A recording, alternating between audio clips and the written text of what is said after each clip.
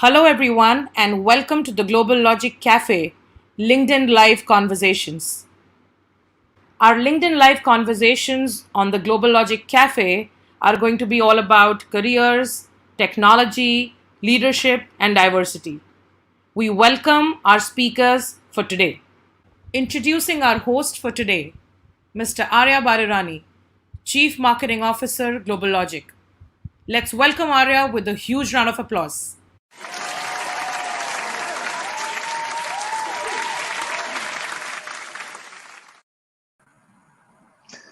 All right. Good morning, good afternoon, good evening, GlobalLogic Cafe audience. I didn't realize there was going to be a round of applause there. That's a really nice touch. We'll have to add that in. And we also have to add in laughs when I make jokes that no one gets. Really glad to have you guys here. We're doing a little bit of experiment for the folks that know the GlobalLogic Cafe. We launched these back in March when our employees went into lockdown. We had 16,000 employees that suddenly overnight went to working from home. So we created the GlobalLogic Cafe as an informal place where we could grab a coffee or a favorite beverage and sit down and have a chat and keep our employees up to date on what was going on. And then the cafe grew and we started bringing more guests, and then we started to invite an external audience. And the cafe has now become kind of a communications platform for us to connect with different audiences. So today we're coming to you via LinkedIn Live, and glad to have you all with us. And we have a very special guest with us today that I'd like to introduce you guys to. Nisha Biswal is president of the U.S.-India Business Council. Nisha, thank you for joining us. Arya, it's great to be here and wonderful. I brought my coffee, so I'm all ready to be part of the cafe. Super, super. You've got the right idea. It's early in the morning here in California, and we're starting out with a great guest. We're thrilled to have you with us. And so today we're going to cover a range of topics. You have a very interesting background, so we want to find out about that. U.S. and India relations are always important in terms of economics and commerce and trade, and would love to find out about that. So shall we get started? Absolutely. Let's dive in. Excellent. And just logistically, if there are questions, I think you can put in your questions into the private chat, and it'll come up. And we will be taking questions from the audience later in the morning. So Nisha, for those that aren't familiar, tell us a little bit about yourself and your role at USIBC.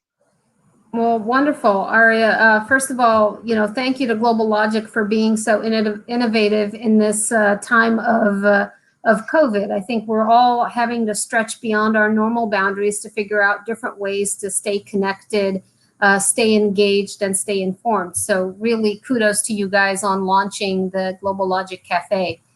I come from a diverse professional background. I think my dad used to put it as I was going through my various phases of my career was I changed jobs as often as some people change hairstyles. And so just to encapsulate that in a soundbite, I've moved around from international development to congressional policy on foreign policy and foreign appropriations, to working at USAID as the head of Asia, to being the Assistant Secretary of State in the Obama administration for South and Central Asia, to where I am currently, which is the president of the U.S.-India Business Council and senior vice president for South Asia at the U.S. Chamber of Commerce. So it's been kind of moving around the Beltway on different perspectives of engaging foreign policy, international development, trade policy, et cetera. And it's given me just a real wonderful sense of how to move issues here in the U.S. and globally. And that's what I bring to the U.S.-India Business Council, which frankly is one of the oldest international trade organizations that we have at the U.S. Chamber of Commerce. It was started in 1975, 45 years ago, by Henry Kissinger, anticipating that there would come a time when the U.S.-India partnership would go beyond a rhetorical flourish of the world's largest and oldest democracies and into an actual meaningful engagement on the strategic level and on the economic level, which is where we are today, of course. No, that's super. And what an interesting career track. We have a lot of folks that come to us from different industries, but mostly technology. And we're really delighted to have someone with your background. And I'm curious to learn more about it. And hopefully our audience will learn a lot about your career, trajectory um, and benefit from that. So you mentioned USIBC and your role at the organization. So what is the typical charter for the organization? What is it trying to achieve? And what's a typical day like for you as you perform the duties of your job? That's a great question. So U.S. India Business Council, our mission is essentially to deepen and strengthen the U.S. India economic corridor. And that means that we're trying to encourage and support trade and investment from India into the United States, as well as from the United States into India. And so our membership comprises of large and medium-sized and some startup companies from both the United States and India. In fact, we've seen a real surge in Indian investment into the United States in the last decade or so, just as we've seen growth in trade going from the U.S. into India and investment. So what we do, what does that mean? We look at a few different ways of supporting our member companies. One is, of course, advocating for the kinds of policies that will really support trade and investment. If you're going to invest millions and sometimes billions of dollars, then you want to make sure that the investment climate is one where you can get a return on that investment. So we work very closely with our member companies and partner with government entities at the central government and state government to make sure that that investment climate is one that can lead to successful investing. And India has seen growth in FDI, growth in FII, growth in goods trade and in the services trade. So certainly things are moving in the right direction. We also try to provide business intelligence so that when we know policies are moving in a certain direction, if certain laws are going to come into effect, if there's going to be a consultation exercise on new data policy, etc., that we can bring that information to our members. We can engage them on what are some key issues and principles that should be embedded in that policy, and then develop advocacy around that. But we also know that for businesses to succeed, they also are looking to brand their companies, brand their products, and their services, and elevate that branding across the U.S.-India corridor. So we also plan a lot of events, in-person events prior to February of 2020, and a lot of virtual events since then, that help showcase the thought leadership, the knowledge, as well as some of the impact that businesses are having across the U.S.-India corridor. So these are ways in which we try to build a community. And our biggest event of the year is called the India Idea Summit, which we did in July of this year as a virtual summit. We had the Prime Minister of India participating. We had 4 or 5 cabinet ministers from India, Secretary Pompeo, Senator Warner, former UN Ambassador Nikki Haley, and then a slew of executives from across the US and India, CEOs and thought leaders from the business community. And it was really around the opportunity to build a better future, a more inclusive future for our companies, but also for our citizens. Yeah, very, very interesting charter. Yeah, this is great. And what an important charter. I mean, if you consider the billions of trade that's happening and the economic impact between India and US and how kind of interdependent we've become across all sectors, it just seems like this is a really, really necessary function to align all of these things. And so thank you for doing that. By the way, full disclosure, GlobalLogic is a member company with USIBC, and we've appreciated the partnership very much. That's how we got to know Nisha. And we've learned a lot about U.S.-India relationships and the roles of businesses and how they work together. And your membership executives are literally a who's who of companies across the United States that naturally have a global footprint and a position in India, of course. GlobalLogic, with 17,000 employees, about a third of our workforce is based out of India, by the way. And so it's obviously a very important location for us. So as you look across kind of the US and India landscape, and I promise I'll get to the career conversations, but I think this is important as a setup for the rest of that. What do you see as kind of the bright spots between in terms of exchanges that are happening between US and India, especially on the trade front? That's a great question, Arya. And, if you think about the U.S.-India trade, way back when the council was set up, we had almost a non-existing economic partnership. India in the mid-70s was coming out of a difficult period where there had been famine, there had been severe economic crises. And yet we understood that this was a country that was only going to grow in importance and in opportunity. And as we look at the relationship today, we have about 142 billion in two-way trade and investment. The U.S. is India's largest trading partner, and India is also in the top 10 countries for the United States. And that's only going to continue to grow.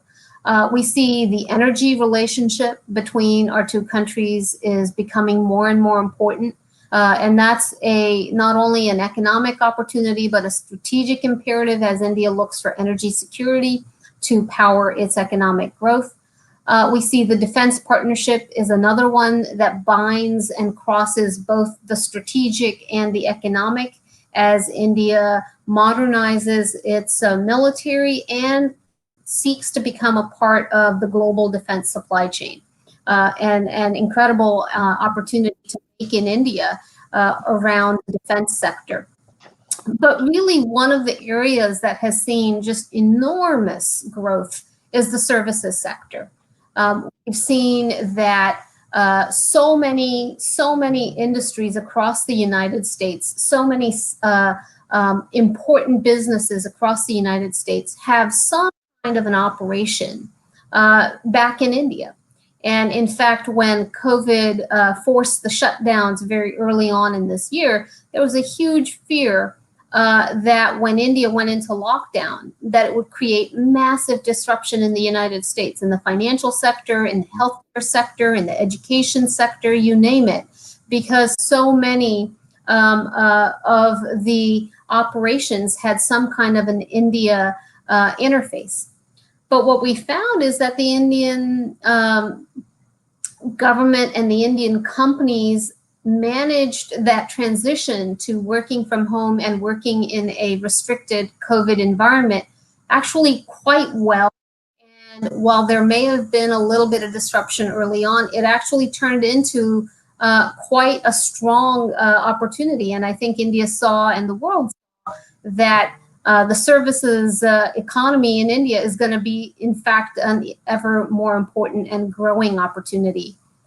So these are some of the areas where we've seen just enormous growth. And then, of course, right now we're all consumed with concern about the pandemic and what happens in terms of treatment, in terms of vaccine development. It is going to play an incredibly important role for ensuring whatever vaccine is found to be effective can be produced at scale and made globally available. And that, I think, is going to be another area, the healthcare collaboration between the US and India, that's going to continue to grow not only in the COVID situation, but also in other healthcare challenges. So I think we see opportunity right now across a lot of different areas.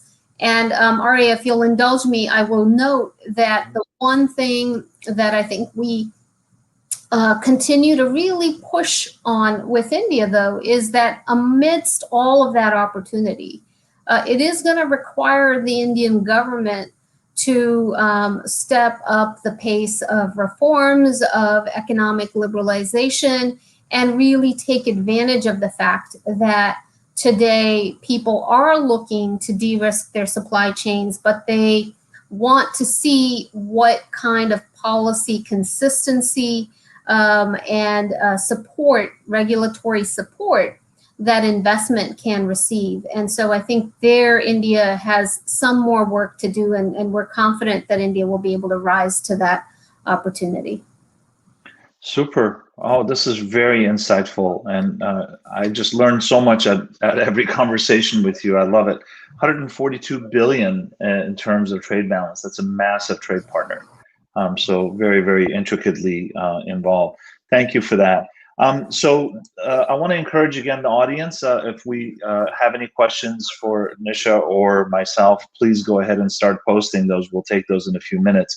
I want to delve into another area outside of kind of your current role with USIBC, and this is part of the whole LinkedIn Live attempt here. LinkedIn is a huge platform for us in terms of connecting with our audiences, and one of our key audiences, because we're a services company, or job seekers, people that are, at different stages of their career. They're either just fresh out of, college, mostly technology type of roles, fresh out of college, or experienced folks looking for their next role.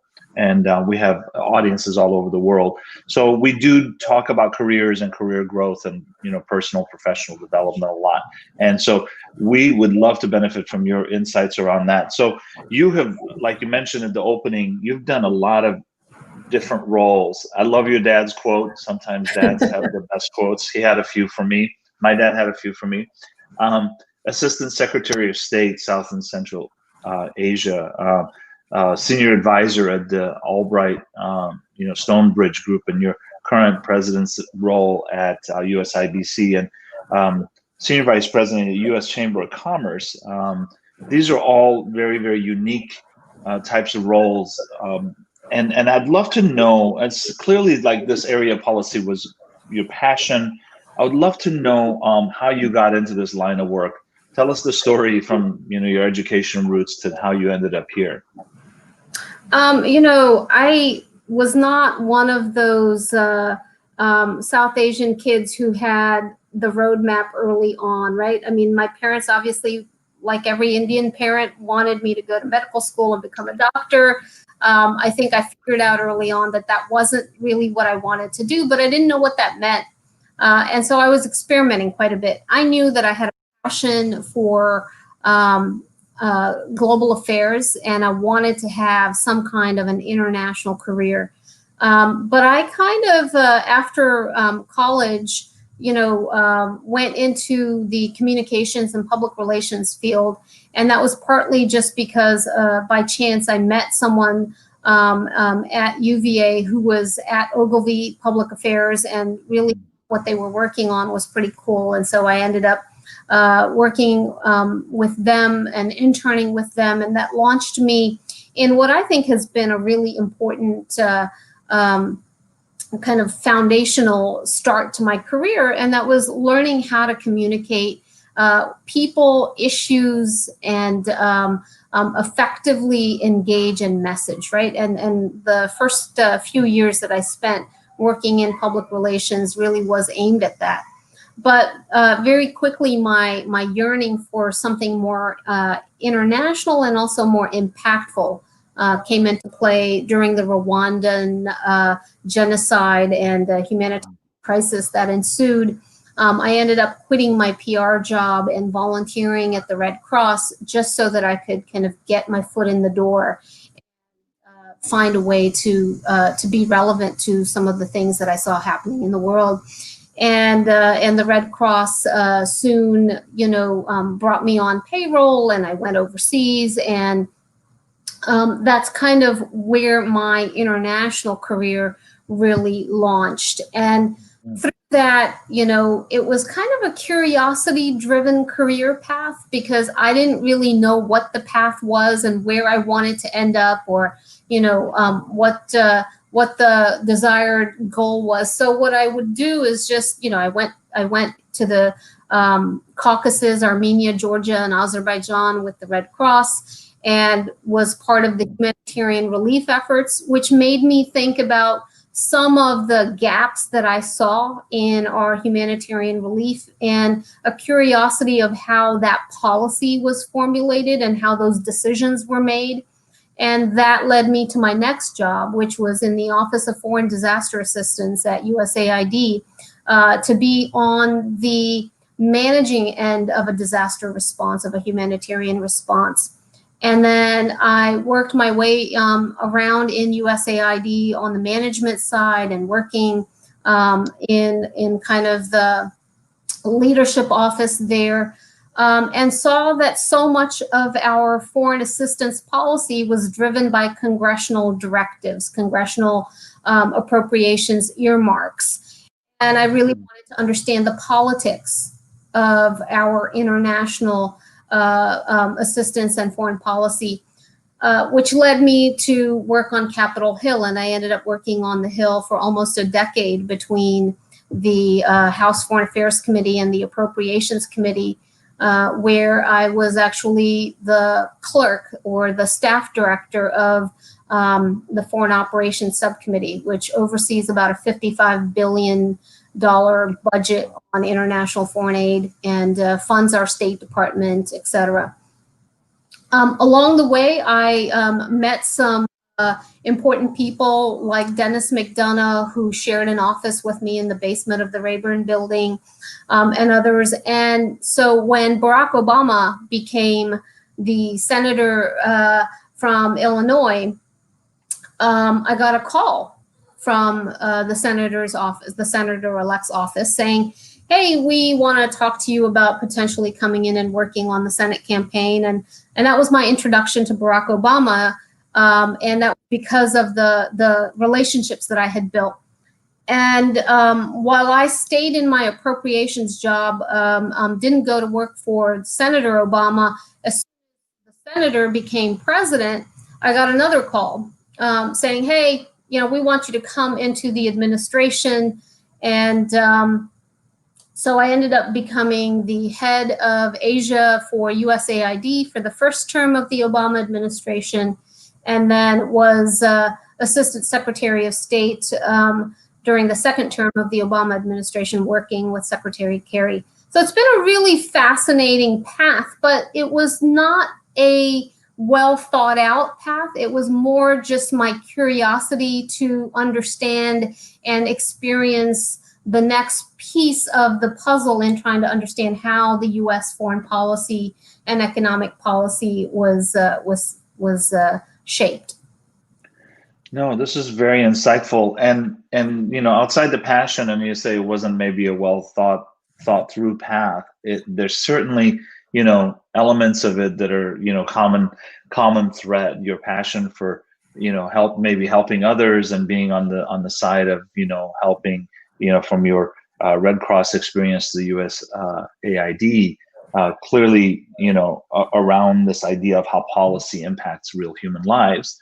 And then I would probably say that there's probably an undercurrent of high performance here.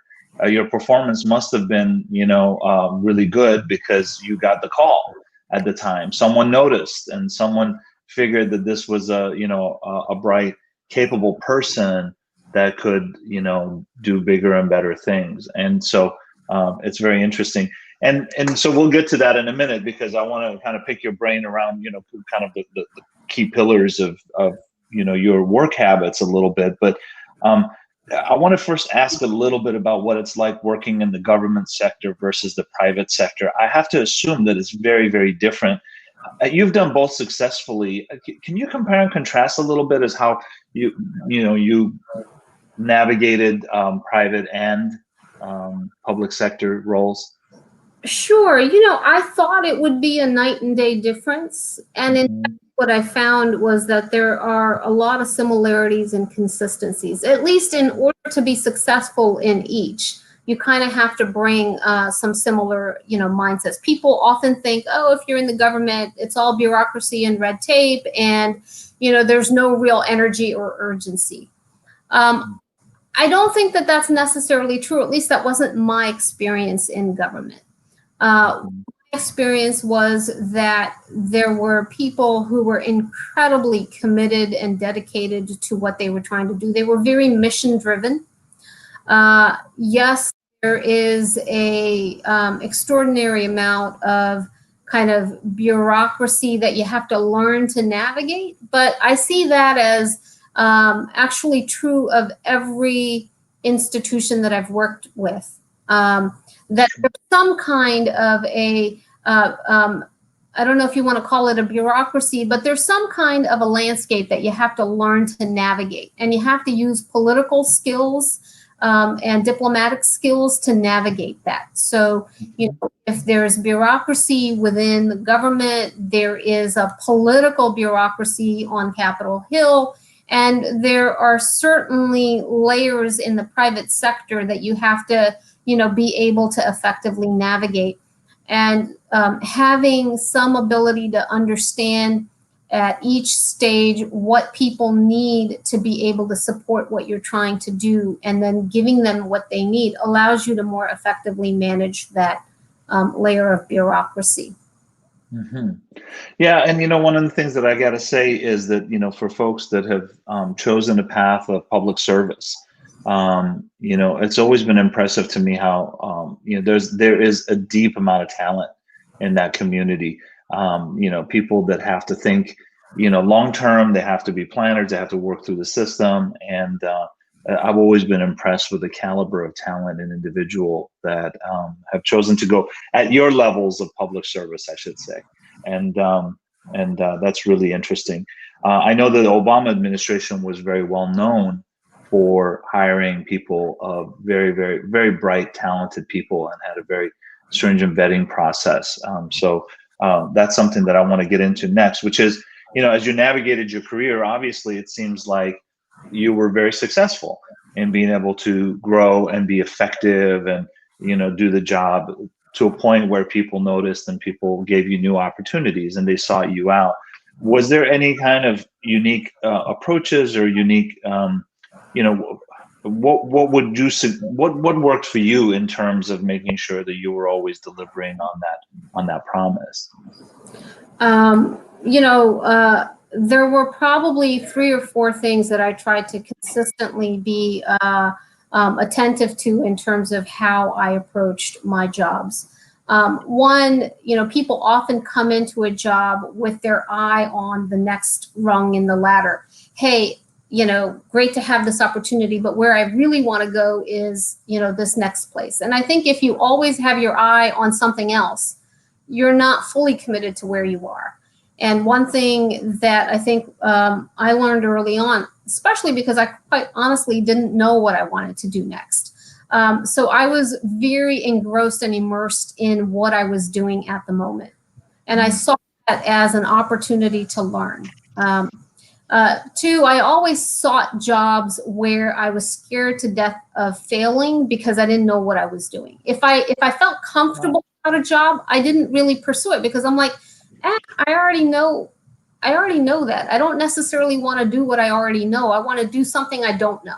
So I looked at each job opportunity through the lens of, is this one where I can learn and I can grow and I can develop new skills? And if I was terrified of failure going in, then it was probably the right opportunity. And if I was very comfortable approaching it, then perhaps it wasn't a stretch opportunity. The other thing that I always tell people is, President Obama had this mantra, no drama, Obama. And I tend to believe that, right? I very much felt like my relationships up, down, and across were really about respect and maintaining strong relationships. You know, sometimes people talk about people who kiss up and kick down. What I learned is, you know, the person who's sitting next to you or who's reporting to you might actually be the person you're reporting to somewhere down the road, or maybe in the position where they're making the hiring decision. And, you know, one, because it's the right thing to do, but two, also because of your self-interest. You know, maintain constructive relationships with the people around you. Don't disrespect them. Don't be a jerk, right? Because if someone's looking to hire, the last person they want to hire is the person that they think is high maintenance or is a jerk or difficult to be around. They want people who are going to be effective and efficient, but also not bring a lot of drama into the workplace. So I think being nice, you know, they talk about nice guys finish last, but I don't think that's actually true. I think being nice can actually work in your favor. So are some of the principles that I have of how to position, and then take risks. Don't be so concerned that you have to show a linear progression, that you're not willing to make a lateral move, or even, you know, take a step back because the opportunity to learn was so great. I think every job I had for the first 10 to 12 years, every move I made, I actually took a pay cut instead of a pay increase, Wow. which bad negotiation skills on my part. But it was an attitude that I had, which was that, hey, if the job allows me to really learn and grow, I'm willing to take a risk and take a cut to be able to do it. Yeah. Off in the end. Wow, you know what? These are all such great insights, and they're not intuitive, because if you just kind of think through all the things that you listed, we always kind of enter a job thinking about, you know, what's the next one, what's around the corner, how's this job going to help me get to that next one. We generally tend to be risk averse. We generally always look for, you know, kind of the commercial elements also working out, not, you know, doing it for what the job can offer you in terms of enrichment. And so you've given us some really, really good thoughts here in terms of how to think differently about your career. And it's really wonderful. Thank you for that. I'm just curious, as a sidebar question, was there something, you know, and I was, you know, not to pry in your personal life, but was there something in your family and your upbringing with your parents that enabled that risk-taking attitude? Because it's not something that's necessarily common, especially in people that come from South Asia. I'm Middle Eastern myself, and I know that it's not typical of the culture. Was there something specific in your upbringing, or was it just your own DNA as you were going through the ranks? You know, my parents often say that they're not risk takers. My dad always espoused the importance of a good, stable government job. But on the other hand, they took the ultimate risk, right? They left behind the country that they knew, the community that they grew up in, to eke out a living in a new country. And, you know, nothing I've done in my life, in my career, stands up to the risk that they took. My parents took enormous risks because they, you know, they were part of you know, newly independent India. In fact, they were part of the movement for independence. And, you know, they gave up everything they had to go and march for civil, you know, disobedience, to march for self-rule. And they went to jail. They spent time in prisons because they were, you know, taking that stance. So in a way, even though the culture says play it safe, I think people, when they have a motivation, a passion, are willing to take risks for that passion. And so to find that inner risk taker inside of you, you have to find what it is you believe in. What is it you're passionate about? And then you will find that you're willing to take risks to fulfill that passion. Yeah. No, this is really helpful. So we've been talking at GlobalLogic a lot about diversity, inclusion, equity, and this other word around intersectionality, which I love a lot, because, and this actually applies to you because you're a leader and you're also a female leader. There's an intersection about your role and your gender that, you know, plays out in your everyday, as your everyday work. And so, you're fully aware historically as a female growing up in the ranks, and I don't like to use the word male dominated, but it's, industries where there are a lot of, ratio of male to female is a lot higher. Um, you've definitely been in those, and you've been able to overcome a lot of the traditional barriers of getting your voice heard and growing through the ranks and getting things accomplished.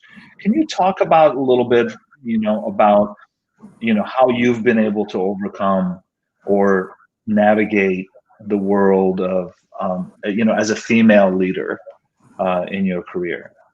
And have you felt those barriers in your roles in the past?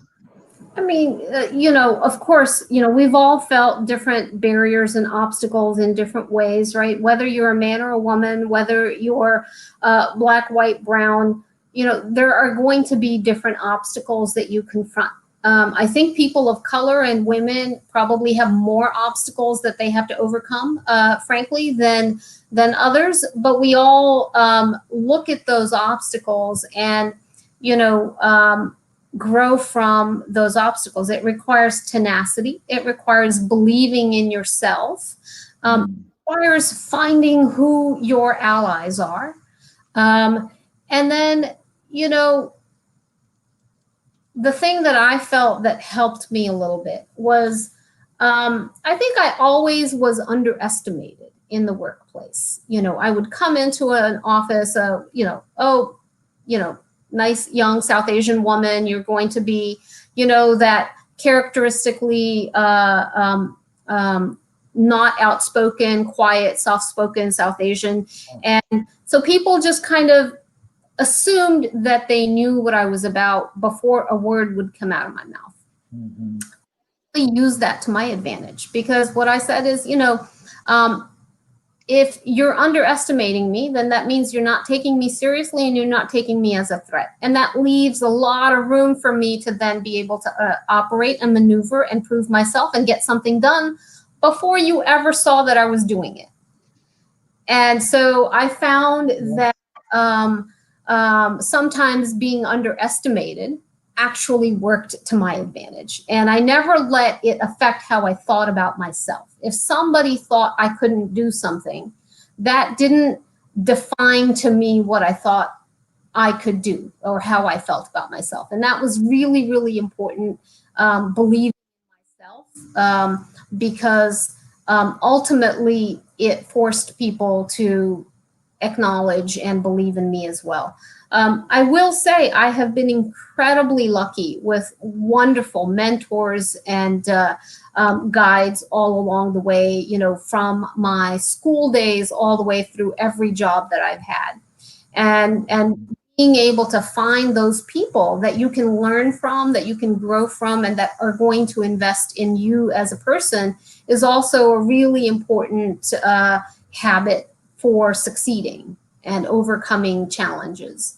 And then the only other thing I would say, your point on intersectionality. I mean, we are so much more than one lens of which, we're defined. We are so many different things, whether it's I'm an immigrant, I'm a woman, I'm a person of color, I'm a South Asian, but I'm also a mother. I'm also, a passionate cook, right? And all of these things are parts of what define me and also how I approach things.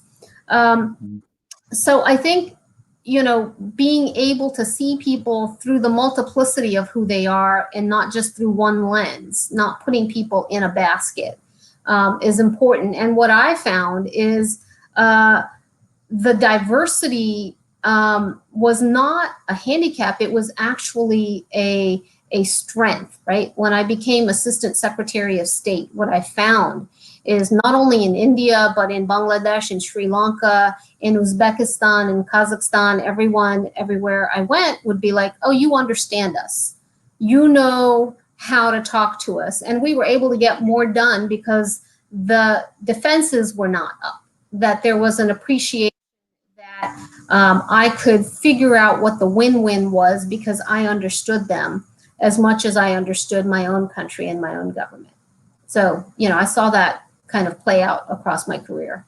For sure, for sure. What a great set of tips. I mean, we put these words out there, but at the end of the day, these things like tenacity, believing in yourself, your allies, I think that's a really big one. We often feel like we have to kind of navigate this alone, and we don't. We have mentors and we have people that can help us, and we need to learn how to, leverage that. And if you're growing your career, identify those people that are going to give you sage advice. And I don't care how old you are. I'm learning at, later stages of my own career. I'm finding that, people have a lot that they can still guide me on. And there are blind spots that I need to overcome. And then I can just add one more thing in my experience. What I've also had to kind of, I came to terms with is that, you might go into a situation and people may judge you based on, like you said, your color, your gender, your religion, and you may be in this situation where that kind of becomes the leading element, but let the work speak for itself. At the end of the day, keep your eyes on the prize in terms of focusing on that outcome that you're trying to achieve in your job, and then everything else kind of falls into place. Super. This is really great. I love it. So I want to see if I can take a couple questions. We're almost coming to the end of our 45 minutes here. By the way, I've seen so many comments of people that are asking for to find out more about jobs and how they can, connect with GlobalLogic as an employer. That's great. I encourage you to please go to our website. All of our jobs are posted. Make sure that you send us an email through the website. We're glad to take a look at all of these folks. That we didn't expect that, but thank you very much for those that are looking. It seems like in COVID times, anything we can do to help would be great. So I'm gonna take a question here. All right. So in terms of trade, how do you think? So this is about trade between U.S. and India. In terms of trade, how do you think U.S. and India can proceed in the future? Now that there has been a boost in the Indian manufacturing sector with a focus on local manufacturing? It's a great question, and this is really a high growth area for India if it really puts in kind of the basic building blocks that it needs to.